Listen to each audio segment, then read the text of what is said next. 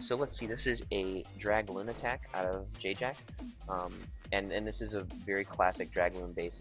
The idea with a base like this, guys, is you can see here that the core doesn't have any defenses around it. There's this padding around the core. So essentially, if you can take out buildings that are so defense-led troops will go for the nearest defense. So you can see this red line. If you take out these buildings here, when you send in defense-led troops like balloons from here, they're going to go into the middle.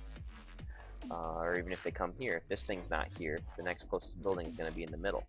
So what you want to do is set your dragons out nice and wide, get the funnel going, and then you send your troops right into the core. And that's what we're going to see JJack here do. I'm confident of that, so let's take a look. Yep. And he attacks from the side that has the heaviest air defenses. He also is attacking opposite the enemy clan castle, so they're going to help pull his troops in here.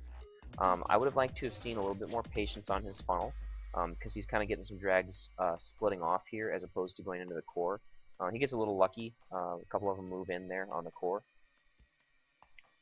I would have liked to have seen him, wait a little bit longer on his side troops. But you can see now when he took out those two side defenses, when those dragons took those out, all these loons are going into the core. So they're converging on the core. There's nowhere else for him to go. He's going to drop his other rage spell. That rage spell definitely misplaced. Wanted to put that rage spell should have been placed on the core.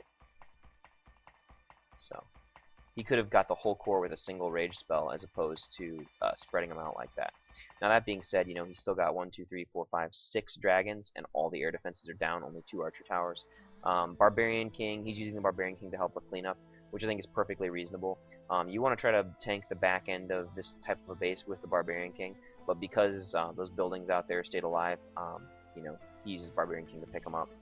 Again, I think if he would have been a little bit more patient with the funnel here, let those dragons take out those side buildings first, this would have been a little bit cleaner raid.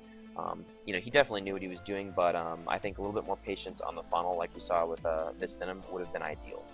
Because then you don't have the risk of a couple of loons pathing off. Most of them did go into the core, but in general, you want to wait longer on the funnel so that there's it's a sure thing they're going to go in.